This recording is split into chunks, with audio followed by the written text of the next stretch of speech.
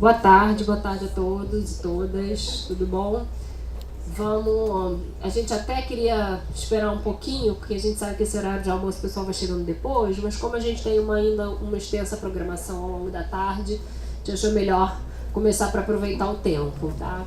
Então eu queria dar prosseguimento ao nosso seminário, né? Streaming Divide e suas potencialidades. Com muita alegria a gente recebe a Maica Castellano, professora do PPG-Com da UF, e a Melina Meimarides, né? Meimarides, que é grego. Porque a Melina é tão internacional que a gente não sabe nem. Exato. Que é pesquisadora de pós-doutorado, né, lá na UF também, e enfim, são pesquisadoras, né, são profissionais que a gente admira muito, que a gente tem comentado, usado artigos em nossos cursos de pós-graduação, com temáticas que dialogam muito com o campo de estudos que a gente desenvolve aqui na PUC, né, e com as dinâmicas em torno dos nossos laboratórios de audiovisual aqui da pós-graduação. Então a gente queria mais uma vez agradecer, né, a presença e também a forma colaborativa que elas ajudaram a gente a organizar esse seminário. Obrigada.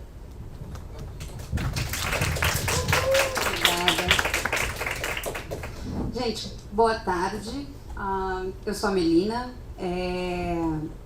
Só passando rapidinho uma pequena apresentação. Eu sou da UF, mestrado e doutorado em comunicação. Meu foco de estudo sempre foi ficção seriada, televisiva. Trabalhei muito com ficção dos Estados Unidos, mas desde 2016 eu fui meio que sendo atraída por uma pesquisa paralela que era pensar o streaming, pensar esse lugar dessas plataformas. Hoje, no pós-doutorado, eu trabalho também a circulação de produtos dessas plataformas, né, das ficções seriadas, e faço parte do Global Internet TV Consortium, que é um consórcio de 36 pesquisadores, cada um de um país, que é coordenado pela professora Amanda Lotz e o Ramon Lobato, lá da Austrália. Então, é muito uma busca por pensar, igual o Afonso estava falando mais cedo, né? Nós brasileiros pensarmos as nossas plataformas e as nossas questões e a nossa indústria e o nosso mercado. Oi, gente, boa tarde. Sou a Maica. Queria primeiro agradecer, né, a Tati, Bruna, a pessoal aqui da PUC pelo convite.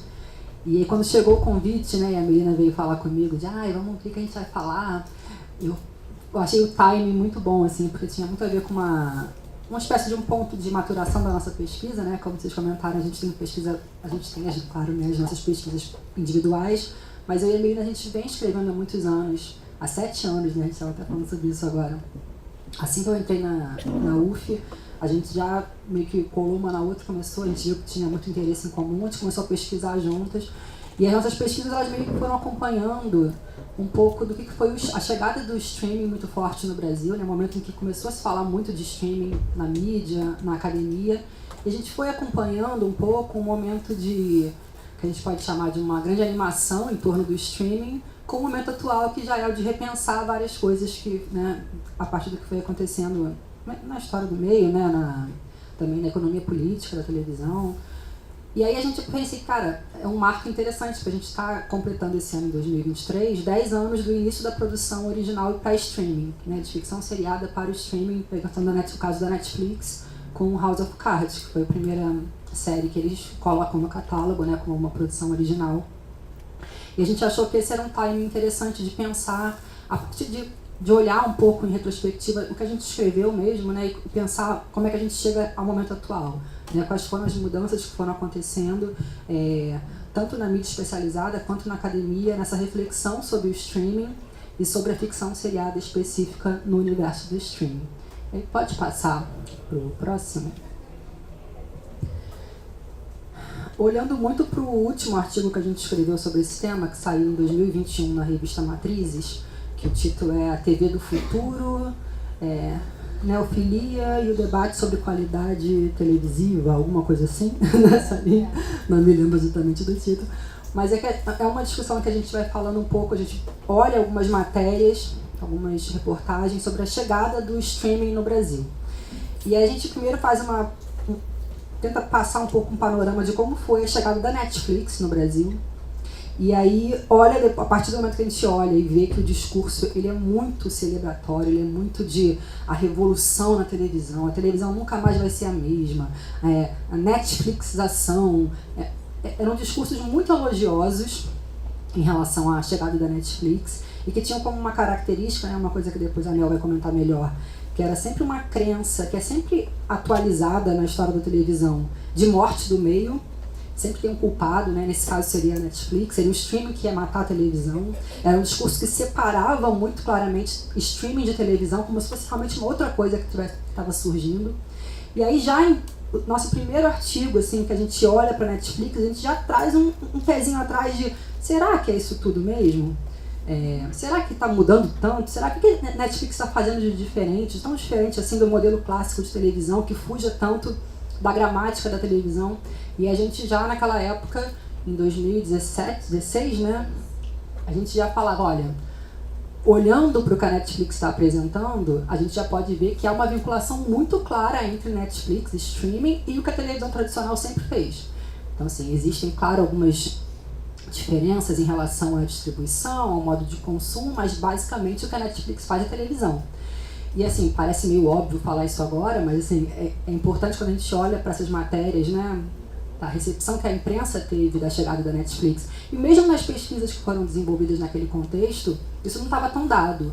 Eu me lembro da gente comentando muito que em congresso era muito comum as pessoas virem com questões do tipo: a série da Netflix é uma websérie.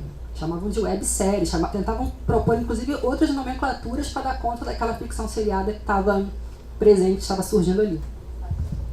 Ou até mesmo aquela febre do binge watching como algo essencialmente novo que o streaming possibilitou, sendo que Maica Castellano gravava a novela e tinha as fitas e reassistia e maratonava quando ela queria. A Melina já me ouviu falando isso em aula, porque realmente a gente sempre traça um pouco esse histórico, né? A gente colocou até aí o binge watching como um novo, porque talvez, né, eu falei, não era novo, mas existiam algumas coisas novas. E uma das coisas que se falava muito como a grande novidade era essa possibilidade de você assistir fora do fluxo. E aí logo você podia fazer um binge watching porque você estava controlando o tempo, né, a temporalidade daquela série. E aí a gente, né, se apoiando em alguns autores que já chamavam atenção para isso, falavam, olha, não é a Netflix, né, o streaming de uma maneira geral, que inaugura essa possibilidade das maratonas. A gente até fala, desde a década de 70, as emissoras americanas propunham, por exemplo, um sábado de maratona da série X. É claro que ali ainda existia um controle muito claro da emissora que estabelecia qual era o horário daquela maratona. Mas esse consumo, né, da ficção seriada meio... Se a gente for pegar as pesquisas que falam sobre binge watch, são muito apocalípticas, né? Esse consumo compulsivo, né? Essa coisa exagerada, que a gente não compartilha dessa ideia, mas enfim, existia de fato um controle por parte da emissora. Mas desde o videocassete, por exemplo, já existia a possibilidade de um controle por parte da audiência de gravar o conteúdo e assistir quando quisesse. Esse exemplo eu gravei, de fato, quando eu era criança, a novela 4x4 inteira, quando ela reprisou na Não Vale a Pena Ver de Novo. Claro que eu nunca assisti, inclusive, porque era, né, um trabalho para lidar com VHS, mas aí já veio logo depois, né, o DVD e os primeiros boxes de DVD de ficção seriada, a série Arquivo X, se não me engano, foi a primeira a lançar em boxe de DVD. E aí já era, assim, uma possibilidade de um controle por parte da audiência, de manipular esse momento dessa espectatorialidade.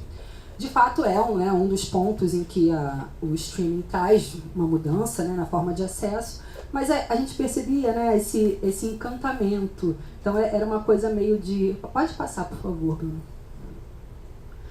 A gente trouxe até alguns exemplos aqui, né, uma capa da revista Exame falando sobre isso. Essa matéria, então, ela é muito, assim, ela compra muito um discurso da Netflix. A gente percebe muito isso. Nesse primeiro momento, a relação da Netflix com a imprensa, que a gente usa o termo neofilia no artigo, né, para falar essa coisa do elogio do novo, essa animação com o novo, que é muito ligado a uma cobertura de tecnologia, né?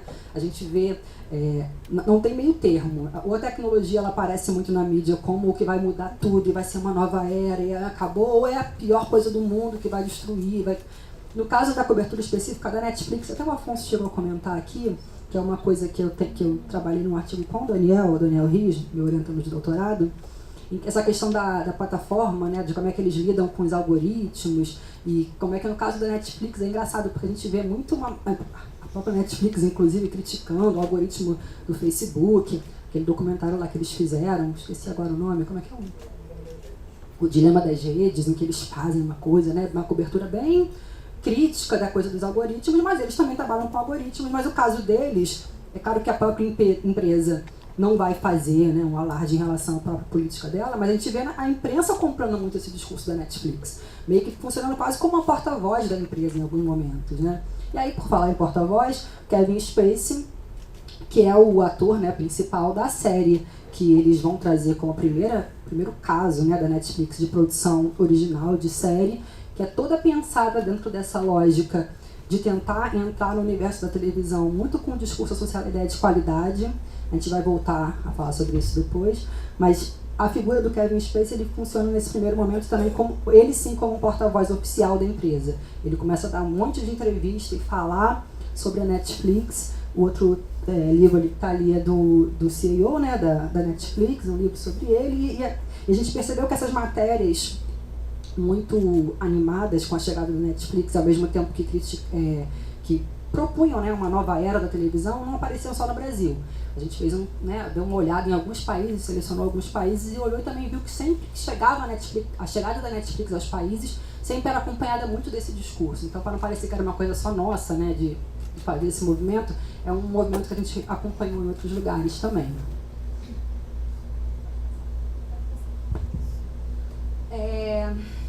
Mas aí então a gente volta, né, a uma questão central, que é a Netflix vai matar a televisão, e isso saiu em diversos jornais, e até, cara, teve um trabalho no Intercom ano passado, sabe, que debatia isso, e eu ficava assim, gente, a gente tá, a Netflix chegou no Brasil em 2011, a gente tá mais de uma década falando que a Netflix vai matar a televisão, e a Globo ainda tá bombando em audiência, então assim...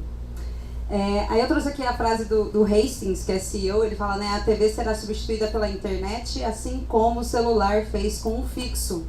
Como se fossem coisas equivalentes, né, como se a gente pudesse de fato fazer essa afirmação. E ela me lembra muito uma fala do Nick Codry, que ele veio para o Televisões alguns anos atrás, que ele fala que todo mundo que tem esse olhar tecnológico do meio, que fala assim, esse meio vai ser substituído, eles esquecem da experiência agregada, do fato de que as pessoas acordam e ligam a TV enquanto elas fazem seu café da manhã, ou enquanto está cozinhando, elas esquecem que tem um horário de sentar com a família, ou até mesmo durante a pandemia, eu assistia programas com Dani online, tipo assim, eu assistindo em casa, lá na dela, e a gente fazendo um Google Meet, pra gente poder ver um programa junto, poder ver um drama junto, porque a gente tá no meio da pandemia, tá todo mundo trancado em casa.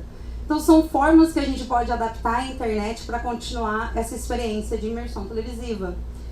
E os discursos sobre o fim da TV, eles datam final de 90, início dos anos 2000. Então, assim, toda novidade tecnológica vinha uma onda de estudos que falavam que a televisão ia acabar. Isso tanto na mídia quanto na academia. Então tem vários autores que falavam, em algum momento vai saturar, em algum momento não vai mais dar conta das experiências. E aí a pergunta que eu trouxe, que é uma provocação, que é, mas onde exatamente a TV está morrendo? Porque um dos grandes problemas que a gente tem hoje em pesquisa de streaming é tentar pegar uma narrativa do que o streaming fez nos Estados Unidos, na Inglaterra, em alguns países da Europa, e falar que no mundo todo vai ser a mesma experiência. Porque todas as indústrias audiovisuais são iguais. Não são. E as particularidades de cada indústria implicam em diferentes formas de você lidar com esse fim. Então, se você falar pra mim, nos Estados Unidos a televisão aberta está morrendo, isso é verdade. 10 anos atrás você tinha Big Bang Theory com 24 milhões de espectadores. Hoje, se um canal consegue 6 milhões, é um sucesso, a série. Uma série com 10 milhões no início de 2000 era cancelado. De audiência semanal, era cancelada, porque era considerado um fracasso. Então, a televisão aberta nos Estados Unidos está morrendo e pesquisadores dos Estados Unidos já afirmaram isso. Não, a gente não pode assumir que no Brasil vai ser igual, ou que a gente vai passar pelo mesmo processo.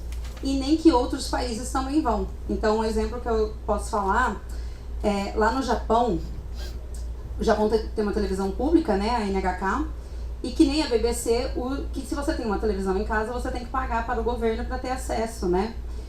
O que o japonês começou a fazer? Eles não queriam mais pagar o acesso. Então a indústria audiovisual, a indústria que comercializa televisões no Japão começou a comercializar televisões sem a capacidade de capturar o sinal de TV. Então são televisões que apenas acessam a internet e aí você entra no YouTube, na Netflix e tudo mais. São TV? Deixam de ser TV? É tudo uma questão que tem que ser problematizada e que está sendo pensada lá. Para mim não deixa de ser TV porque você continua tendo aquela experiência, uma tela na sala que você senta para assistir.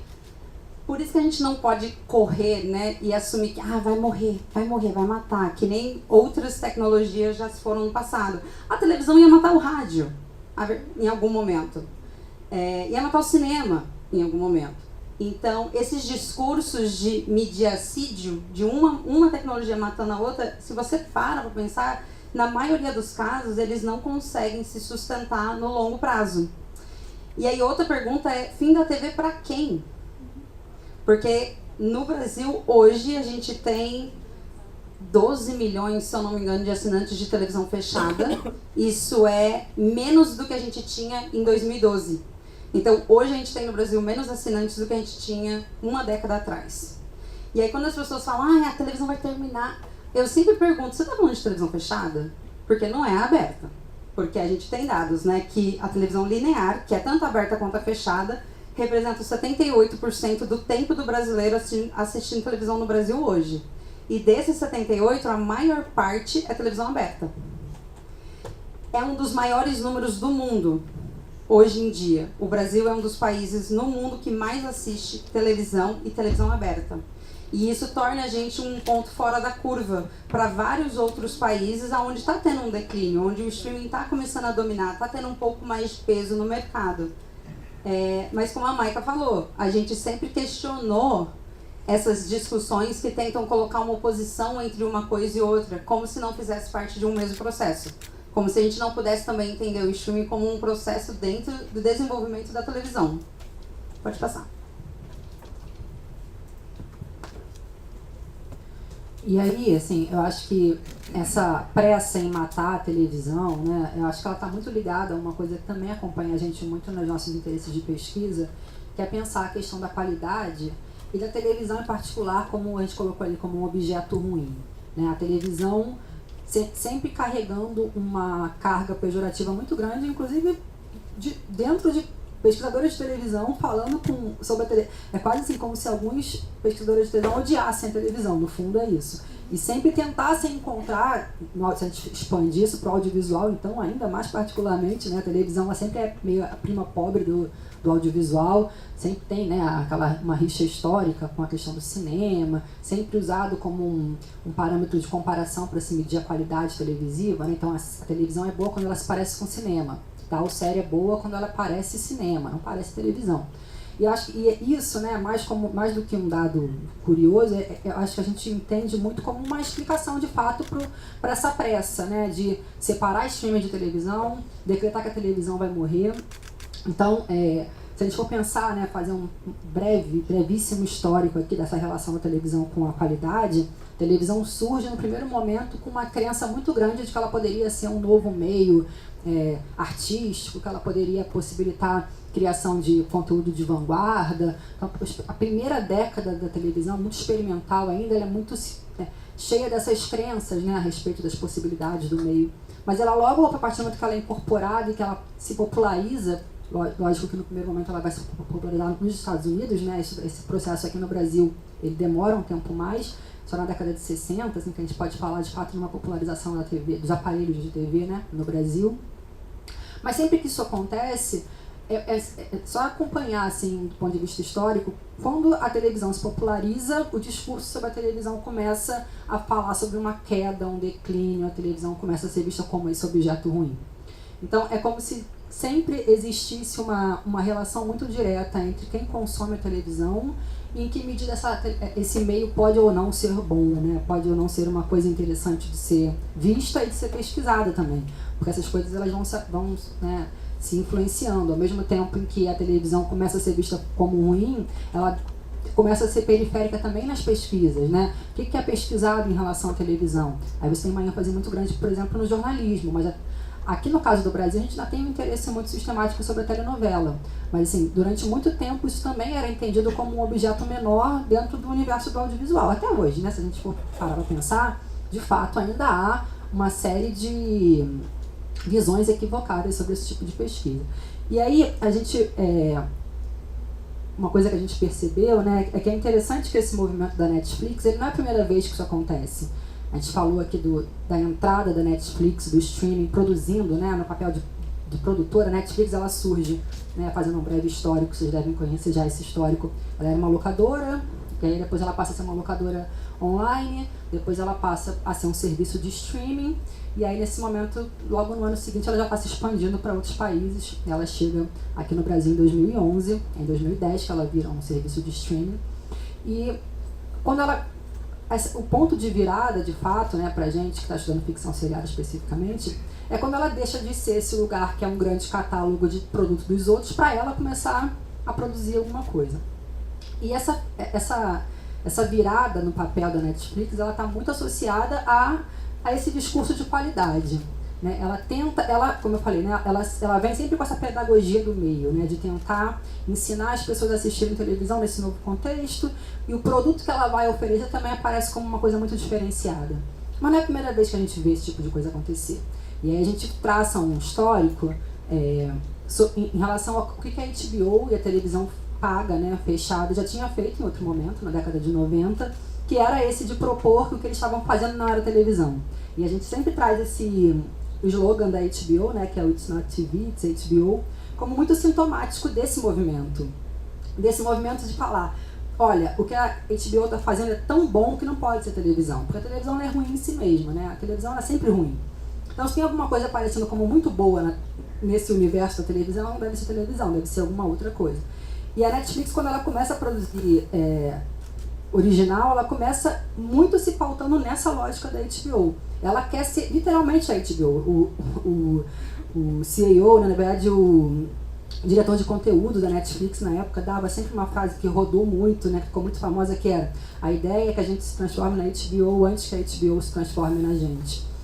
Já era um pouco uma antecipação do cenário que de fato a gente vê hoje, que é de todo mundo tem o seu próprio streaming, todos os canais, produtoras já estão criando seus próprios serviços de streaming, e aí, de fato, inclusive endurecendo as negociações com a própria Netflix, né, que tem um catálogo cada vez mais diminuído de obras dos outros, que se tornam muito caras para serem mantidas na plataforma. Mas o que eu acho interessante, né, que a gente trouxe aqui em relação a essa relação entre Netflix e qualidade, é que House of Cards aparece como esse primeiro momento, pode passar, por favor, de grande qualidade. Então trazem o David Fincher, que é um diretor renomado do cinema, para fazer uma série, trazem o Kevin Spacey, que é um ator também de cinema, né, considerado um cinema legítimo. Só que essa lua de mel da Netflix com a qualidade, ela dura muito pouco, porque a gente está falando aqui de 10 anos do início da produção de ficção seriada pela Netflix. E aí a gente chega nesse contexto de agora, 2023, né? Aqui a matéria na verdade é de 2021, mas já é um momento em que a própria imprensa, que estava tão elogiosa, tão animada com essa nova televisão que ia mudar tudo, que não só em termos de forma de acesso, você poderia ter o controle total sobre os episódios que eram lançados todos de uma vez, mas também em relação à qualidade, né? Todo um discurso em cima de Netflix dá liberdade aos criadores, então coisas muito novas, muito de vanguarda dentro do audiovisual vão começar a surgir, não tem aquela imposição do piloto, porque a primeira temporada é o piloto, aquelas coisas que a Netflix repetia muito no início, que era muito comprada, de uma maneira muito acrítica, começa a cair por terra. E a gente traz essa matéria, que eu acho que é muito sintomática, que é a matéria que saiu na Folha de São Paulo, falando depois da era de ouro das séries, streaming abraça os programas trash. Que é uma matéria que a gente analisa no nosso artigo, esse que eu já citei de 2021, para falar um pouco quase que esse turning point, assim, né, dessa narrativa, né? Um momento em que a gente sai de um momento de muita expectativa em relação a essa produção que vai vir no streaming, para chegar à conclusão, que é basicamente a conclusão que a jornalista chega nessa matéria, e na outra matéria começam a surgir várias matérias falando sobre isso, que no fundo a Netflix se rendeu basicamente à televisão. Então, se a gente no primeiro momento imaginava que a ficção da Netflix ia ser só de obras, né, muito vanguardísticas, né, de coisas novos estilos de ficção seriada, a gente abre a Netflix hoje e o que ela quer vender pra gente basicamente é série teen e reality show. E aí a gente fala muito de reality show nesse artigo porque eu acho que é bem sintomático que esse produto, que é um dos mais degradados da televisão, e quando aparece na televisão aberta é sempre sinônimo de olha que nível baixíssimo que chegamos na televisão, esses produtos superficiais. Aí vem o discurso psicologizante falando, é o voyeurismo do público. Que não... E esse produto, né, que sempre foi um péssimo objeto dentro de um objeto que já era ruim, que era a televisão, é a grande aposta da Netflix hoje em dia. Então a gente traça esse caminho um pouco, Melina vai trazer outro argumento daqui a pouco, mas esse é um dos nossos argumentos para mostrar como é que a gente, aquela aposta inicial, né, de que a Netflix é só mais uma forma de acesso ao que a gente já está acostumado, né? O que o brasileiro quer ver? E não só o brasileiro, o que os americanos querem ver na televisão? Será que é alguma coisa tão nova que só a Netflix vai poder oferecer? E a gente pode trocar a Netflix por qualquer outro serviço de streaming da moda? Mas assim, a gente está usando muito Netflix por fato de ser pioneira, né? Por isso que a gente trabalha muito em cima da Netflix, embora a gente tenha pensado muito o caso do Globoplay recentemente, porque é claro que nos interessa particularmente. E aí, se um lado é que o discurso de distinção da Netflix ele não se sustenta no longo prazo, porque ela não consegue, nem toda série da Netflix é o House of Cards, a gente sabe muito bem disso. Por outro lado, o sucesso da Netflix também é dependente de produções da televisão linear, da televisão que ela ia matar. E aí a gente trouxe aqui, né, essa tabela que traz esses dados, se eu não me engano, são de 2019, se eu não me engano, que são quais são as produções mais assistidas, mais acessadas no catálogo dos Estados Unidos, e todas as que estão em vermelho são séries que iam sair do catálogo. E aí era o grande pânico, né? O que a Netflix vai fazer sem The Office? O que a Netflix vai fazer sem Friends no catálogo? E aí a Netflix vem e paga para ter mais um ano de Friends no catálogo, paga $100 milhões para ter as 10 temporadas, que foi, se eu não me engano, 4 ou 5 vezes o valor que ela pagou em 2007, quando o Friends entrou no catálogo dos Estados Unidos. Ou seja, em 13, 14 anos, houve uma supervalorização do catálogo de Friends. Por quê? Porque é um dos programas mais assistidos. Há uma certa... tem alguns pesquisadores até que compartilham dessa perspectiva de que as pessoas acessam o streaming para ver coisas novas, coisas que elas nunca viram, e elas não vão voltar e ver coisas que elas já assistiram. Mas as pessoas gostam de rever coisas e ver coisas que elas já assistiram. E o próprio projeto Resgate do Globoplay, que está trazendo as novelas, é uma prova disso, que as pessoas querem voltar, elas querem assistir algo de novo, elas querem ver um determinado episódio ou maratonar uma temporada. Então, aqui a gente até faz uma brincadeira, né? Porque o sucesso de Friends é tão grande na Netflix que a Netflix tenta, de fato, manter no catálogo em vários países, não consegue quando a HBO vem e toma de volta os direitos. A HBO é Warner, né? Ao mesmo tempo, se uma série entra no catálogo, ela sai do catálogo, e eu estava acostumada a assistir ela ali, eu não tenho essa série. E a grande mentira do streaming e da Netflix principalmente era que você pode assistir o que você quiser quando você quiser. Mas se Friends sai do catálogo, eu não posso mais assistir. Você tirou o meu acesso. Então, a gente começa a ver um retorno de DVD. As pessoas comercializando o DVD, as pessoas buscando aparelhos. Agora tem também aqueles leitores de DVD externo que você coloca no notebook, porque os notebooks não vêm mais com leitor de CD e DVD. E você tem um dado que tá até no artigo. Assim que a Netflix anunciou que The Office e Friends ia sair, as compras de DVD dispararam no país dessas duas séries. A minha irmã é uma que saiu, Friends saiu da Netflix dia 1º de janeiro, acho que em junho a HBO Max chegou no Brasil, assim que chegou ela já assinou, porque ela queria assistir Friends, o Friends dela diário, que ela gosta, que é a série favorita dela, e ela queria ter aquela coisa de tranquilidade, eu tenho, é meu, eu tenho a posse, e o streaming ele veio com essa promessa, mas na verdade é efêmero. As produções entram e saem do catálogo, às vezes você nem é avisado, você nem é notificado de que a produção vai sair.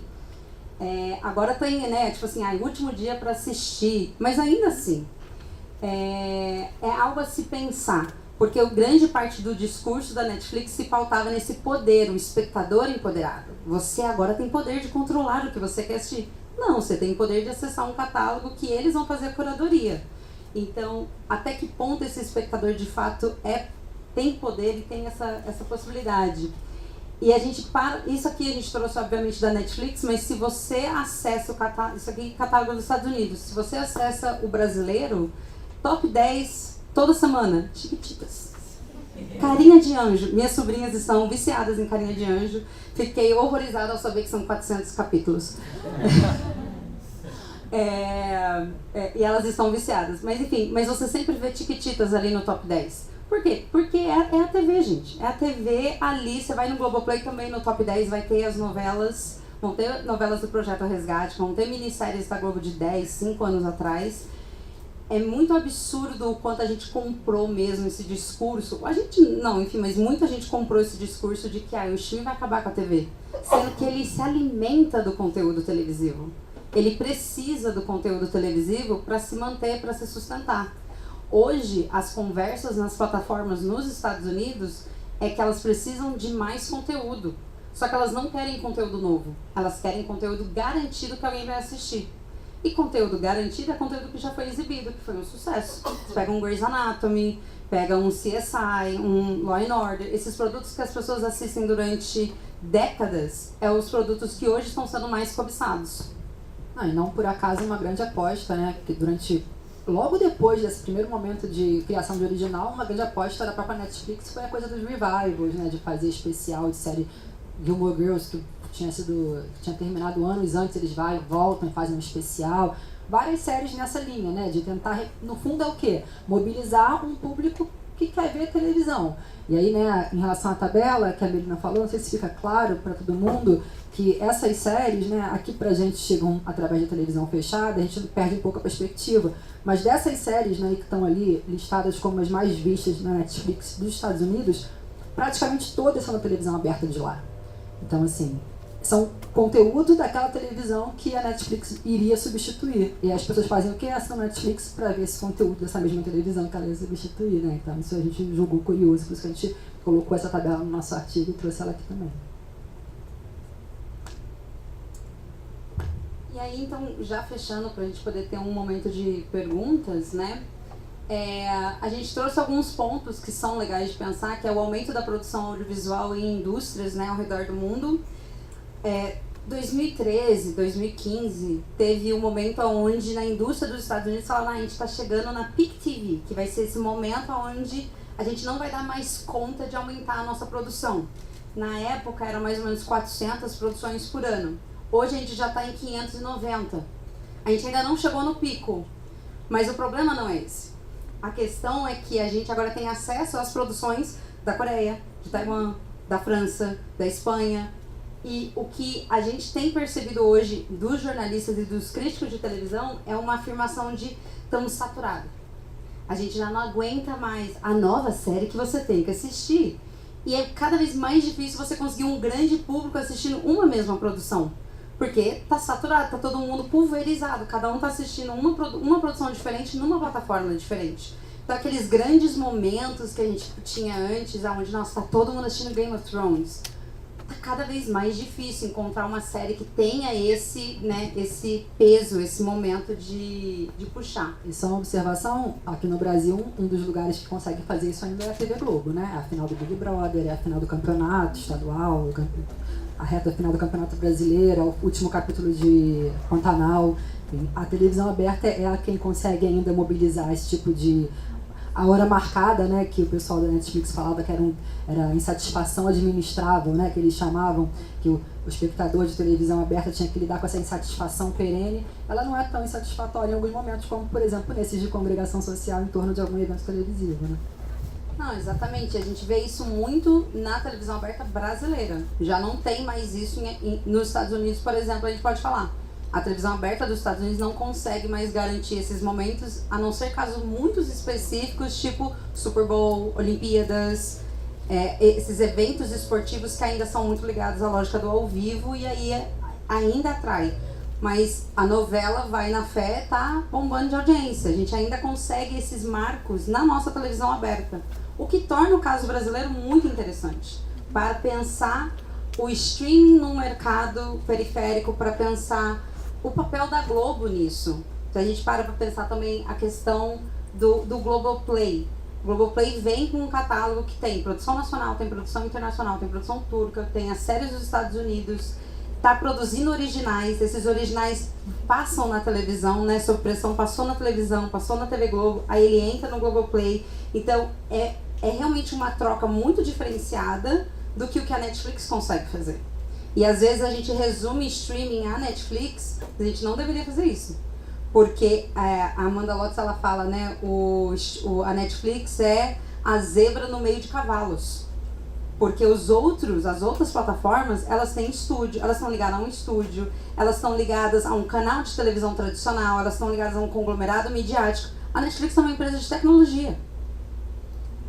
E aí a gente volta, né, então, o que a gente falou da fugacidade dos discursos de distinção. O próprio discurso da It's Not TV, It's HBO já foi muito debatido e pensado dentro da academia. Também tem seus limites, ele não é um discurso que ainda se sustenta. E o que a gente vê é o retorno da distribuição semanal. Como ele rompe com aquele imaginário do streaming, daquela coisa, a gente vai dar para o espectador a temporada inteira e ele assiste como ele quiser, ele vai ditar a cadência, né, da espectatorialidade dele. Mas isso não sustenta, porque a pessoa pode assinar, eu estava falando isso com uma pesquisadora sul-coreana, ela estava conversando comigo, como na Coreia eles assinam um streaming para assistir um produto. Então, saiu um drama novo, saiu The Glory na Netflix, eles assinam, assistem e cancelam. Porque eles não têm a necessidade de ter acesso àquela plataforma. Porque eles já são tão bem servidos da televisão fechada, que lá tem penetração de 100%, que eles não precisam das plataformas, então eles só acessam para assistir um produto. Então, se você lança tudo de uma vez, você perde esse assinante. E se você lança semanalmente, ou como o caso de The Glory, lançou uma parte da temporada em dezembro, a outra parte em março, você vai esticando essa permanência do assinante, que hoje em dia é o maior problema das plataformas de streaming. Elas precisam manter esse assinante mais tempo para valer a pena a assinatura. Tá muito caro, gente. Mas se você assinar 1, 2, 3, agora com a Netflix barrando o compartilhamento de senha, tá cada vez mais caro. Então, ela tem que encontrar esses mecanismos para prender a pessoa. E aí vem Stranger Things, que lança, sei lá, 6 episódios num mês, e um mês depois lança 3 episódios. Não faz nem sentido essa divisão, mas ok. Mas é tudo isso, é para manter aquele espectador falando também sobre a produção. Que isso também é outra coisa. O buzz na internet, você conversar, você comentar aquela produção, tudo isso anima outras pessoas para ver. Se você lança tudo de uma vez, era uma ideia ótima lançar tudo de uma vez. Para produções antigas, porque aí você não precisava ficar esperando. Mas para produções novas, o que a gente vê hoje é que todas as plataformas estão criando mecanismos de voltar para a ordem semanal. E o semanal é televisão. Não tem nada mais de televisão do que você ter que esperar uma semana para assistir um episódio novo. Quer falar mais alguma coisa? É quase como se fosse o último bastião da promessa do streaming que cai por terra, né? A gente foi derrubando um a um e eu acho que faltava esse de, mas pelo menos tem a vantagem de que você pode controlar quando você vai ver. Aí eles vêm e falam, bom, talvez não. Talvez para nossa lógica comercial vale a pena retomar um modelo bem ultrapassado de televisão, da espera, né? De lidar com essa ansiedade e expectativa em relação ao conteúdo. E aí, o legal é que saiu uma matéria, não lembro agora se foi na Folha, que falou assim, o streaming tá a cara da TV. Por que isso, sabe? Por que será? Por que será que o streaming agora que ele tá a cara da TV? E era isso, era ligado a essa distribuição semanal e os produtos que estavam investindo, né? Naquela mesma lógica dos produtos trashes. É isso, gente. Obrigada.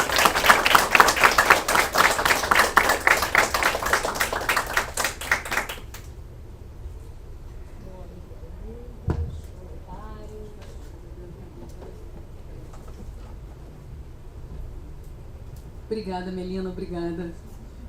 Maica. Bom, agora chegou a hora das perguntas, né? Perguntas? Eu tô no refri, posso levar? Obrigado. Olá, boa tarde, professora Maica, Melina, sejam bem-vindos, é um prazer estar aqui com a gente. Achei muito interessante a apresentação de vocês, pegar esse case da Netflix. Eu queria saber o seguinte, vocês falaram um pouco assim, quando você não consegue competir com ao vivo. que vocês têm estudado, que vocês estão vendo das plataformas com ao vivo? Porque eu acho que o Star Plus tem ao vivo, né, com futebol. Existe algum direcionamento nesse sentido para o ao vivo conseguir prender junto às plataformas? O que vocês acham? Existe, principalmente com o esporte. O que a gente viu durante as Olimpíadas de Tóquio, a Globoplay fazendo aquela parceria que você podia assinar o pacote para ter acesso às transmissões do Sport TV. Então, é realmente um esforço das plataformas de encontrar lugar para conteúdos ao vivo. No Brasil, o que a gente tem hoje, por exemplo, futebol é um grande problema, porque os campeonatos, por exemplo, os jogos do Brasileirão estão esparramados em 4 plataformas, 5 canais de televisão fechada e alguns canais de televisão aberta. Então, é muito difícil você acessar esses produtos. Outros países já estão lidando com isso de uma forma melhor. Por exemplo, na Índia, o campeonato de cricket é o campeonato que, se você quer no streaming dominar, você tem que conquistar aquele campeonato, porque você traz ele todo para sua plataforma e isso já gera automaticamente um grande número de assinantes que querem acessar aquele campeonato, porque é o esporte nacional na Índia.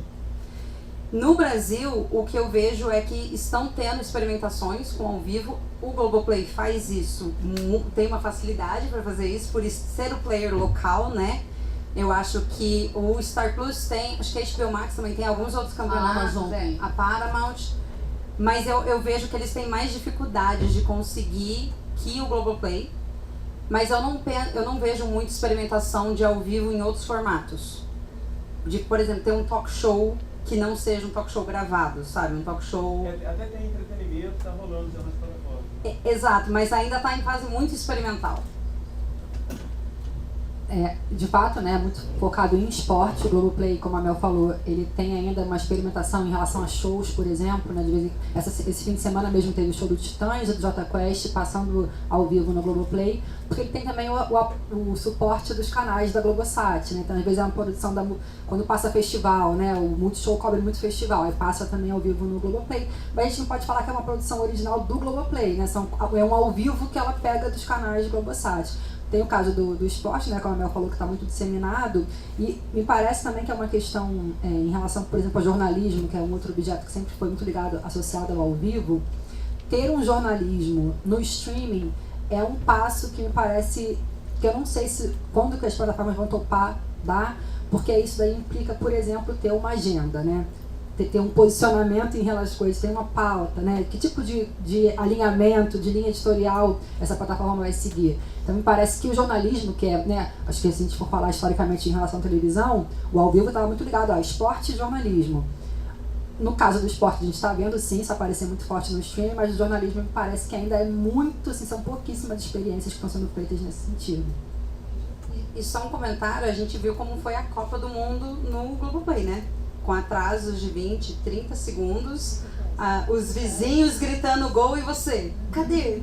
O cara ainda tá no outro campo, onde que ele tá? E a gente vê a frustração das pessoas falando, não, assiste na Globo porque no Globoplay ou no Casa TV, no Casa TV tá tendo atraso. E aí a gente volta para aquela coisa de que fã raiz de futebol assiste ouvindo radinho, né? Exatamente. Mais perguntas? Vou passar ela para Afonso. Obrigado. Quando, assim, em algum momento no passado, as pessoas se referiram a produções como Game of Thrones e outras como cinema na televisão, né, ou cinema seriado. E aí, como é que você avalia hoje esse paradigma do cinema, a validade ou não para lidar com os produtos de streaming hoje em dia?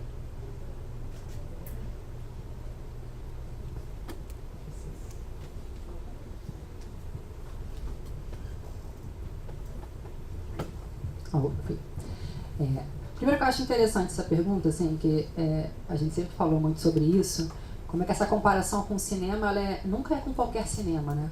a gente fala cinema, essa comparação de alguma coisa muito boa, nunca é com o filme do Adam Sandler que tá passando nunca é com o filme de Natal da Netflix, né? É sempre o cinema, ele já é bom, é o contrário da televisão, né? Se a televisão ela é tradicionalmente entendida como algo ruim, e se alguma coisa muito boa desponta na televisão, ela é o fora da curva, né? É para ela que a gente tem que olhar. Quando surge um Sopranos na televisão, ela inaugura uma nova era da televisão, é a era de ouro da terceira era de ouro da televisão. Ela é uma coisa muito especial, né? Que precisa ser destacada daquele mar de lama que é a televisão normalmente. No caso do cinema, essa explicação não precisa ser muito feita, né? Então você fala assim, parece cinema, dá vontade de perguntar qual cinema? Parece com o cinema, porque o cinema é naturalmente bom. O cinema já é alguma coisa boa, já é alguma coisa, né, reconhecida e tal. Então eu acho que cada vez menos esse discurso ele persiste, né? A gente quando começou a pesquisar isso daí era muito forte. Ainda acho que nos últimos anos esse discurso tende a ser revisto. Acho que cada vez menos a gente vê essa associação muito direta entre qualidade televisiva e necessariamente um espelhamento do cinema, embora a gente, infelizmente, ainda vira e mexe, a gente vê alguma coisa ligada a isso, mas eu acho que a televisão já criou, a gente até fala, né, assim, existe já um correspondente do cinéfilo em relação à televisão, né? Existem aquelas pessoas que veem série, que conhecem série, aí conhecem todo esse universo da série, que basicamente só consomem série. Isso aí é uma outra questão que a gente pode conversar em outro momento. A gente vê muito nossa experiência em sala de aula com os alunos de estudos de mídia lá da UF. É impressionante como é que os nossos alunos são muito consumidores de série, entendem tudo de televisão, entendem tudo de série, vem série coreana, vem série de todos os lugares, mas cinema não é o grande referencial deles, assim, definitivamente. Inclusive que a gente até entende em alguma medida que isso daí de fato é uma lacuna para quem quer trabalhar com audiovisual, né?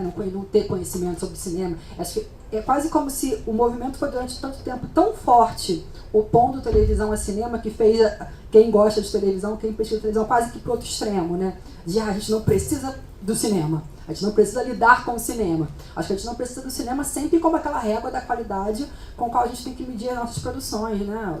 Falando aqui do ponto de vista de pesquisador, comprar esse discurso, mas também poderia ser como jornalista de mídia, né, pensando isso, mas também entender assim, essa retroalimentação, né, pensando na qualidade a partir de como a televisão também influencia o cinema hoje em dia.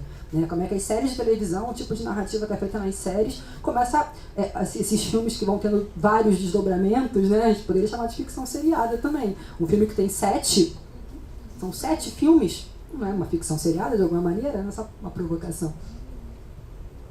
O que eu falaria para complementar é como, na realidade, isso é sintomático do quanto a gente não avançou nos estudos de televisão, que a gente não criou palavras, termos, conceitos, e aí a gente acaba recorrendo para o cinema para pegar a literatura, para pegar os conceitos deles e aplicar à televisão. E aí acaba que a pessoa chega e fala, Game of Thrones é cinematográfico, sabe?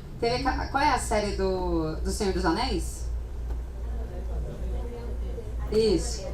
E aí muitas pessoas descrevendo, nossa, é muito cinematográfico, eu odeio essa palavra.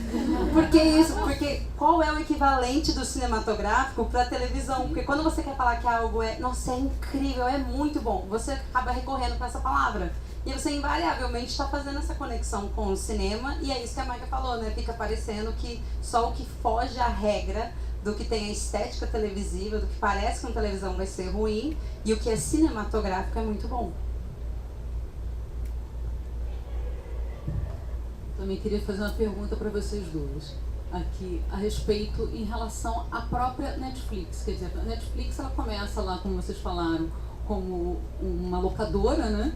E depois ela passa a ter produção própria. Qual é o horizonte de sustentabilidade dentro de uma produção, se você não tem anúncio?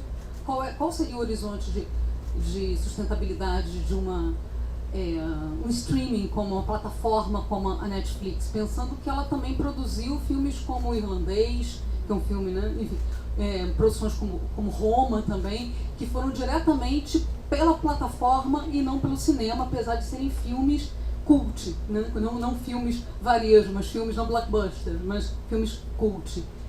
O que vocês acham disso? Eu sei que é uma pergunta de $1 milhão, mas enfim. A gente pode dar pitaco. Qual é a sustentabilidade disso? Nenhuma. Assim, no longo prazo, se a gente está pensando, sei lá, daqui 20, 30 anos, Não é sustentável. O modelo da Netflix, até 2000 e... Foi ano passado, Dano, que teve queda pela primeira vez? Então, até o ano passado eu poderia falar, em algum momento vai se tornar extremamente sustentável. A partir do momento em que a Netflix tem um trimestre onde ela perde mais assinantes do que ela ganha, é meio que um choque para os acionistas da empresa, que começam então a demandar mais rigor e mais severidade aonde vocês vão investir o nosso dinheiro, porque até o ano passado era tipo assim, vocês falam de quantos milhões? Tá aqui um cheque em branco, gasta 100 milhões para fazer The Crown. E isso mudou completamente no ano passado, porque a Netflix sempre operou no vermelho. Para quem não sabe disso, a Netflix não dá lucro, ela sempre opera no vermelho. Por quê? Porque há uma expectativa de que lá na frente ela vai dar um retorno muito lucrativo. Só que isso em 2007, para em 2007 ela falar isso para os acionistas, tudo bem. Agora, a gente já está na década de 20, ela ainda está, não, lá na frente a gente vai dar retorno. O cara que investiu em 2007 está esperando até hoje esse retorno. Então, assim, eu acho que existem modelos que são mais sustentáveis. O da Netflix não é sustentável. Em algum momento, pitaco, ela vai ser comprada, ou ela vai firmar uma parceria com alguma emissora grande para ela poder ter, sabe, uma base de conteúdo que ela não precisa gastar dinheiro com isso, ela tem acesso a um acervo. Então, você olha, por exemplo, a Amazon comprou os estúdios da MGM. Há rumores de que a Apple vai comprar a Netflix aí no futuro. A grande expectativa do mercado é a Apple comprar a Netflix. Que também seria problemático por ser uma empresa de tecnologia comprando uma outra empresa de tecnologia, não está ligado a um estúdio. Mas há modelos mais sustentáveis. Globoplay. Globoplay é um modelo muito mais sustentável, porque a Globo domina no Brasil. Ela já tem uma base de audiência fidelizada na TV que ela consegue só transportar para o streaming, para as pessoas terem a acessibilidade e a experiência que o streaming proporciona para aquele conteúdo. Não é necessariamente porque eu quero ver algo que não tem na TV. Às vezes eu quero ver o que tem na TV, só que eu quero ver no horário que eu posso. Então, se você para examinar algumas plataformas ao redor do mundo, elas estão encontrando formas mais sustentáveis de ser. E a bolha da Netflix vai estourar nos próximos anos, já está estourando para as outras plataformas. Então, por exemplo, a NBC nos Estados Unidos, que é uma emissora aberta, ela tem o Peacock. Ela não está conseguindo emplacar o Peacock. Em algum momento, ela provavelmente vai deixar de ter a plataforma ou fazer um combo, tipo Paramount Peacock, que já é também um pensamento do que vai acontecer. Quer falar? E aí isso está ligado também a uma outra quebra de expectativa em relação à Netflix, que era de que a Netflix não cancelava séries. Quando ela começa, né, ela vem muito com essa coisa de não, aqui você pode confiar, que a gente vai...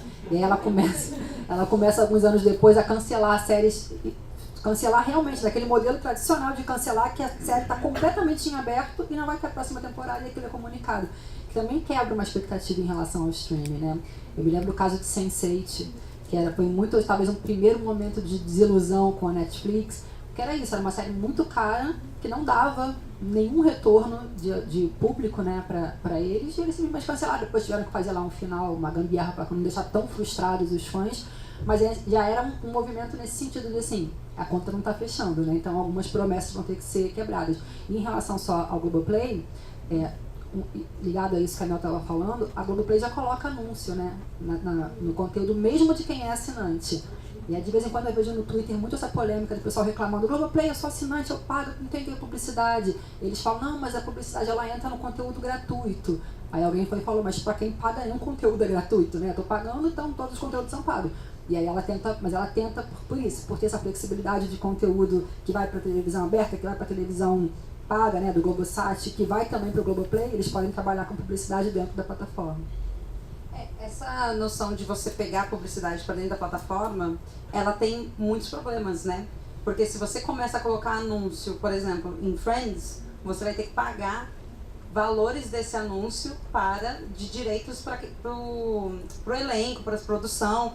Você acaba abrindo essa porta, por isso que o plano com propaganda da Netflix é só os originais. Porque eles não teriam que ficar pagando essas outras pessoas e tudo mais por conta do quanto eles recebem da receita em cima daquele comercial.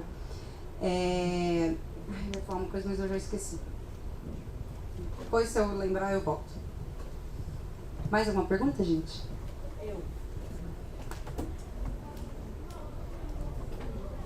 Oi, gente, meu nome é Marcele, sou de estudos de mídia da UF, né? E queria perguntar para vocês, dentro dessa questão dos cancelamentos e dessa efemeridade das bibliotecas dos streamings que vocês citaram na apresentação, eu queria entender a percepção de vocês quanto à questão do arquivo, das produções mesmo, do vídeo. No final do ano passado, a HBO apagou do banco de dados delas filmes inteiros, completos, como Batgirl, e também várias produções do Cartoon Network nessa fusão que eles tiveram. E aí eu queria saber, vocês acreditam que isso é um movimento que pode se repetir dentro dessas plataformas? Porque meio que a desculpa deles para esse apagamento era a redução de custos, para remover programas que não estão sendo assistidos. E dentro desse panorama, vocês acham que isso é um risco para as produções originais que eles fazem aqui no Brasil? Para as coisas que a gente tem produzido neles? Com certeza. A Disney agora veio apagando conteúdo. O Globoplay tirou tudo que tinha do Faustão, porque ocupava muito espaço. Gente, 20 anos de Faustão no Globoplay. Quem estava assistindo? A minha pergunta era essa. Quem estava assistindo o Faustão no Globoplay? Faustão na década de 90.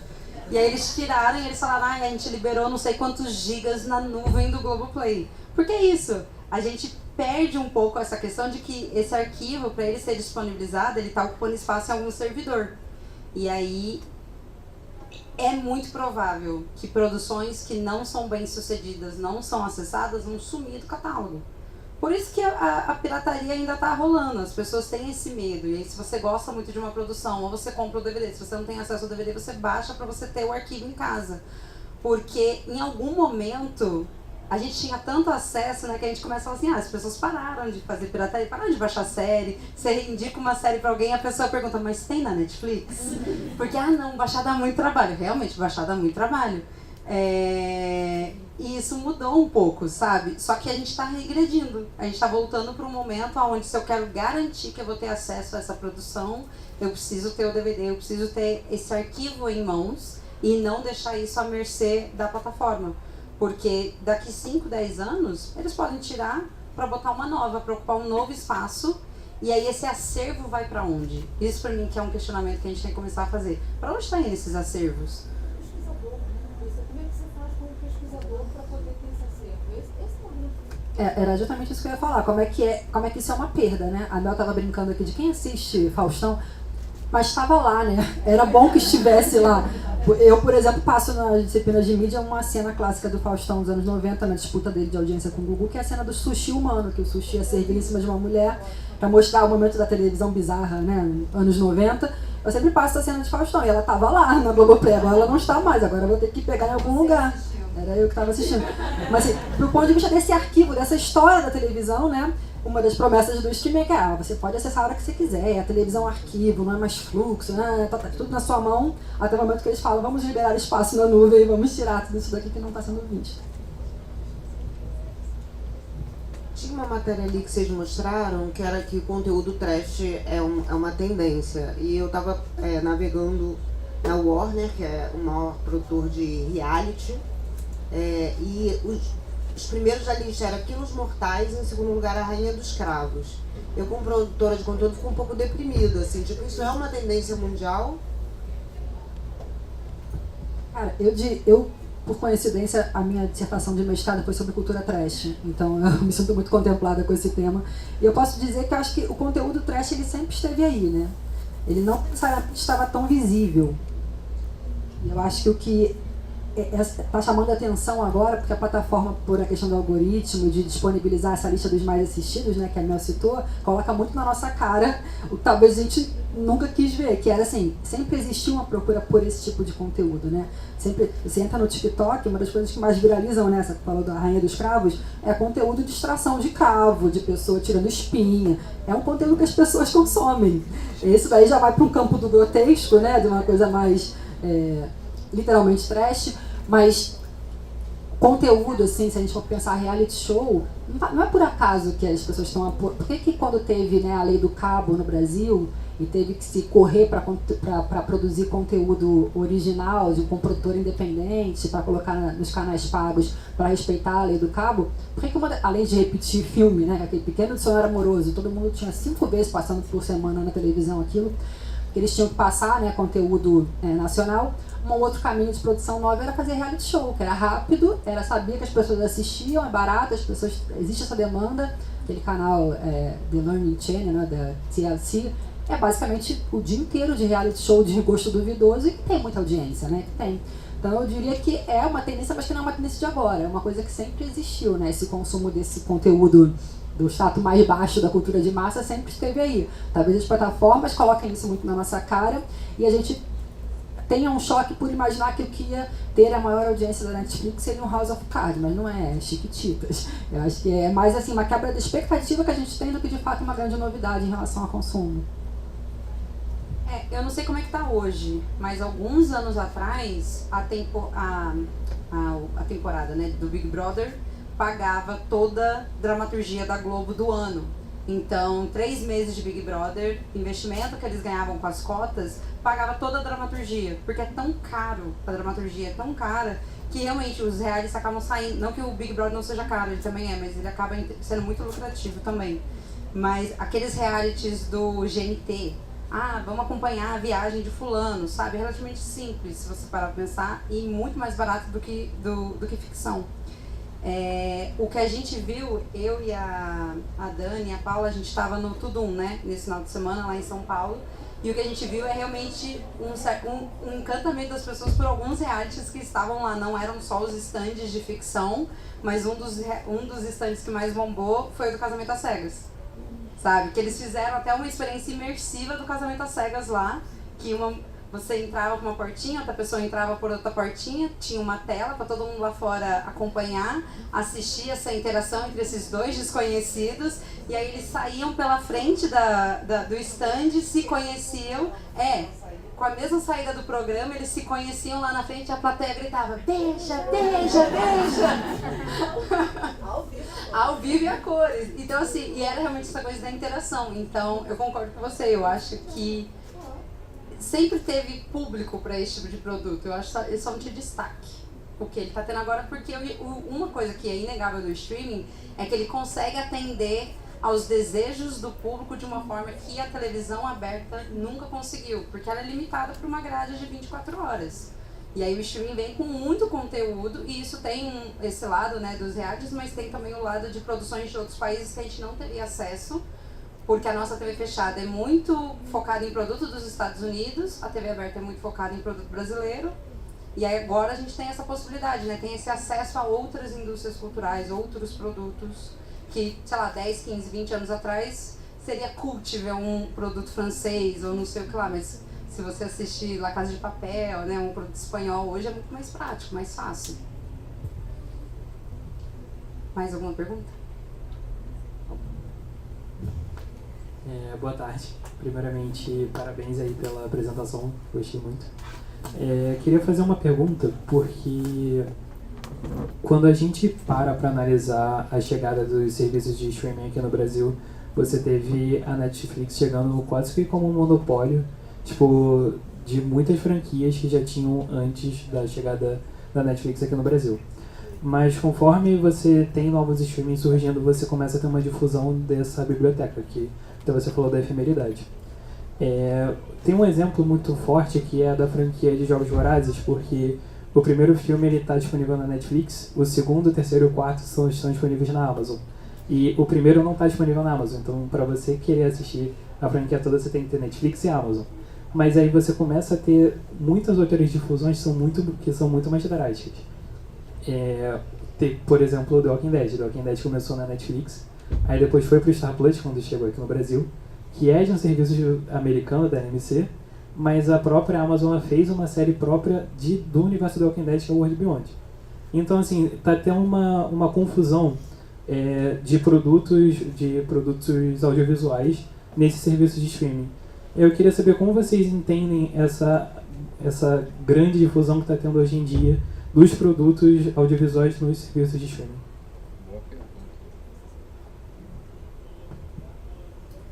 Em primeiro lugar, eu acho que tá ligado a isso, né, que você me falou, de como é que a Netflix, no primeiro momento, conseguia negociar muito facilmente com as produtoras o conteúdo, então ela conseguia concentrar muito ali. Conforme esses contratos foram sendo renegociados, o conteúdo começou a ficar, né, cada um pegando seu conteúdo de volta para deixar, mas alguns contratos persistem, então eu não sei especificamente te responder em relação a esses casos que você trouxe, mas acontece muito disso. Até a temporada tal estava negociada com um contrato que ainda está vigente, mas as temporadas novas do contrato já foi feito de outra forma, então você consegue ver até tal temporada de uma série em um serviço e o resto das temporadas mais recentes está negociado com uma outra plataforma, né? Isso quando não tem a própria emissora querendo trazer para a sua plataforma própria, né? Que também é uma coisa que está acontecendo muito. Eu acho que essa vai ser uma realidade, e uma coisa que está acontecendo é o alto custo que tá de manter isso, né? Que a Mel estava comentando de quando começa, você tem a promessa de que você vai ter um conteúdo gigantesco a qualquer hora por um valor muito reduzido. E aí tem um progressivo aumento do preço das assinaturas, com a Netflix talvez seja o mais, né, significativo que a gente consegue acompanhar ao longo desses anos. Mas também, assim, essa soma, que você começa a somar, sei lá, a pessoa que assina 5, 6 serviços de streaming, se somar, está pagando quase o que ela pagava de televisão por assinatura anteriormente. E o discurso também passava por a coisa do barateamento. E aí a gente vê os próprios serviços de streaming se juntando muitas vezes, oferecendo pacotes. Acho que também essa é uma nova realidade, né? É a Disney que se junta com a Globo para oferecer um pacote que você paga um valor menor para ter acesso às duas. Eu acho que vai começar a ter essa coisa meio de conjugar serviços para conseguir dar conta disso, mas em alguma medida vai ficar uma frustração. Eu acho que até o próprio caso do futebol que a Melina citou também, é bom para pensar isso, né? Eu mesma tive que assinar a Paramount recentemente para poder ver o jogo do Botafogo na Sul-Americana. Assinei para isso. Quando acabar a Sul-Americana, provavelmente, a não ser que eu esteja vendo alguma série e fique lá presa naquela plataforma, eu vou acabar cancelando. Mas é isso, a gente tem que meio que procurar o conteúdo, né? Que é quase o contrário do que estava prometido antes, que a gente ia receber esse catálogo maravilhoso. Agora a gente tem que ficar caçando onde está, né, a temporada tal da série que eu quero ver. Eu lembro que eu dei uma aula, eu acho que foi 2018, 2019, que era de economia política da televisão lá em Estúdio de Mídia, e alguém me fez uma pergunta muito parecida, e eu falei assim, o futuro vão ser bundles, que são os pacotes.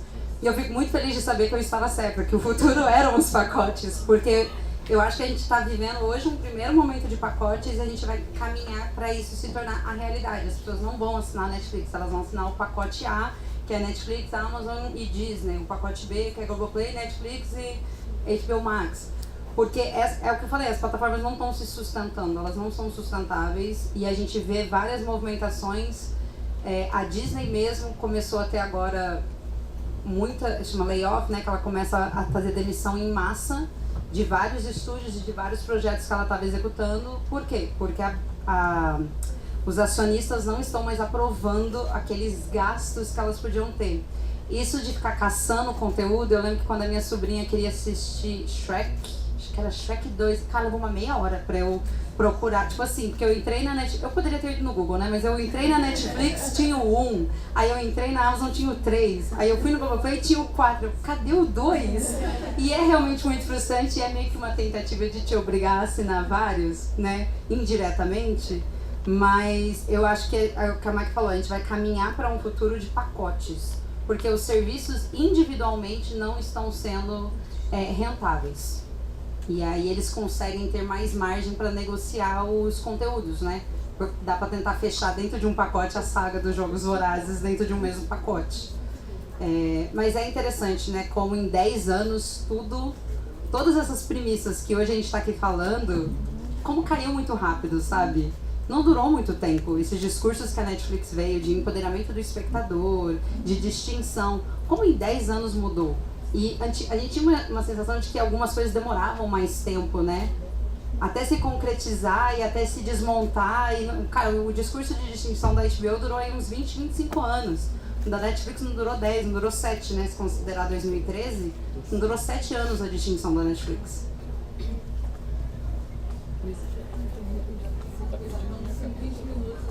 Gente, a gente já está 20 minutos aqui no tempo, né, da outra mesa. Então, ficou alguém sem fazer pergunta? Vamos parar. Enfim, mas... Guarda. Mike e Melina estão aqui. Enfim, vamos dar uns 5 minutinhos de banheiro aqui e a gente começa? Pode ser?